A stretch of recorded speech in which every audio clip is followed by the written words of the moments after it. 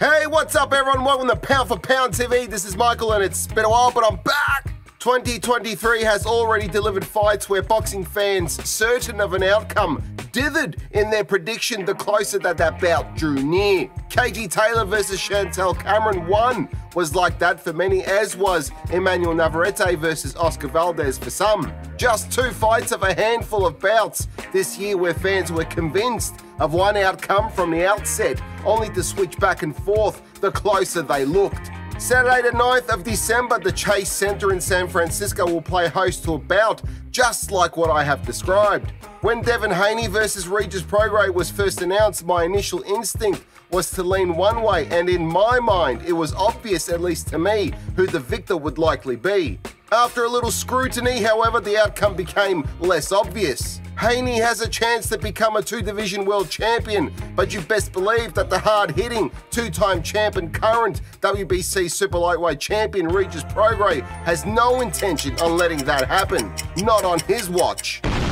Regis Prograis has made it abundantly clear in recent days and prior that he doesn't rate Devin Haney's power. Citing a recent training video he witnessed of Haney hitting a heavy bag, Prograis acknowledged the transformation in Haney's body and the increase in bulk and size, but noted that, to paraphrase, all that size and muscle hasn't transferred over to power. Generally speaking, it is true that increase in size doesn't always equate to power, particularly so if you weren't a big puncher to begin with. Prograis has stopped 4 of his last 5 opponents. These are all opponents that have campaigned at 140 pounds much longer than Devin Haney. In contrast, Haney's last stoppage victory was in late 2019 when he forced Russian Zaur Abdullayev to quit on his stool at the end of the 4th round in their bout. In addition to Prograis' dismissal of Haney's ability to hurt him, Prograis has issued his own chilling warning. As has been the case in the lead-up to many a Prograis fight, Prograis has assured boxing fans, almost guaranteeing them, that he will knock Haney out. Typically, in a bout, Prograis is able to find his range early, and once he's found his sweet spot, he tends to stick to it. Whether pressing forward with probing and stinging shots, 1, 2 or 3 punches at a time, or when he lets his foe come to him, Prograis keeps just the right distance, enticing his opponent to throw in order to respond with a counter. What makes Prograis exciting is he can also throw all of that out the window and stand toe-to-toe and trade. I've heard the criticism of Prograis' footwork, but his feet keep him in a range that works for him, and when under fire, his upper body movement help him evade most incoming punches. Using the momentum from the evasive movement in conjunction with timing and accuracy, Prograis lands explosive counter shots, particularly with the stick of dynamite that is his left hand. He always finds a home for his fists, and if Prograis catches Haney, it could very well be lights out, maybe even early. So how will Haney navigate his way through the maelstrom? Devin the Dream Haney had a rough day at the office in his last bout against Vasil Lomachenko. Despite winning the bout by unanimous decision, the broader boxing public was fairly universal in their consensus that Haney did not deserve the nod. The fans scored the bout in favour of Lomachenko, both in online social hubs and online boxing forums. Be that as it may, it's the judges' scorecard that matter in the end, and all 3 judges on the night were also universal in their adjudication, all scoring it in favour of Haney.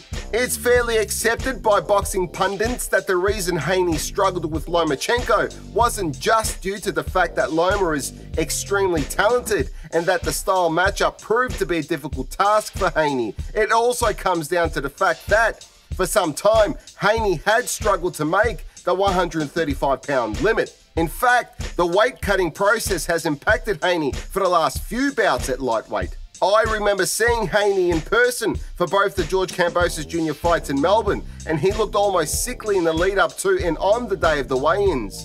All the more credit to him for going on and winning and remaining undefeated despite the struggle with weight cut.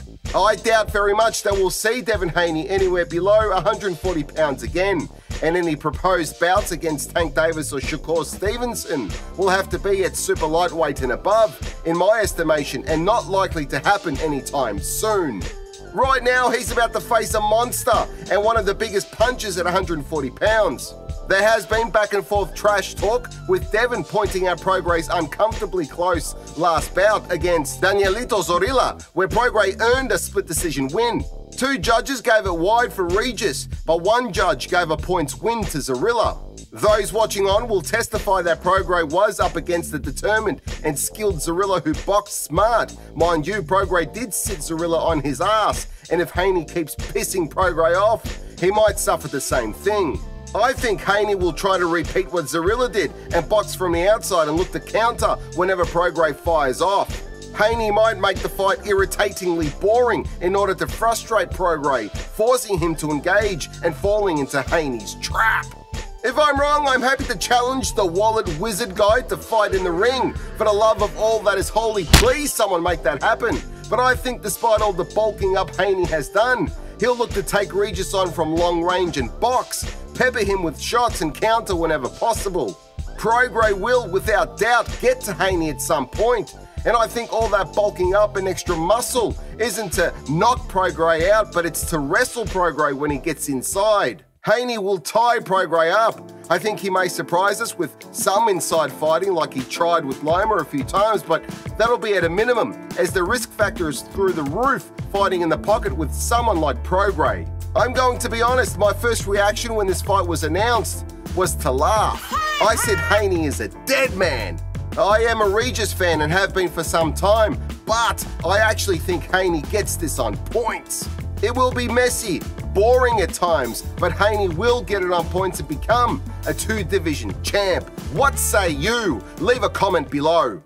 Thank you for watching Pound for Pound TV. Please remember to subscribe and hit that notification bell for future updates. See you in the next one. Check out our Patreon page to become a Patreon family member where you'll receive some cool perks. If you're looking for some new threads, we've got t-shirts, hoodies, and much, much more. So head on over to our Michael Akobi Pound for Pound TV stores. They can be found on Redbubble and Spreadshop. Join me on my travels and head on over to my other YouTube channel titled Barefoot and Free. There you can follow me as I traverse the many parts of our planet and occasionally get into a spot of bother. Nonetheless, it's always fun and entertaining. If you're struggling with some of life's obstacles and challenges, my book How to Get Out of Life Traps might just be the answer that you're looking for to help guide you through the difficult times. It's helped many get past some of their darkest moments, and it might do the same to you. You can purchase it on Amazon, where you can also find a wide range of my other works. Those works include screenplay to book adaptations, a fairly unique concept, with genres covering comedy, heist and revenge, drama, supernatural and crime, if that's more your cup of tea. You can find them by following the link provided.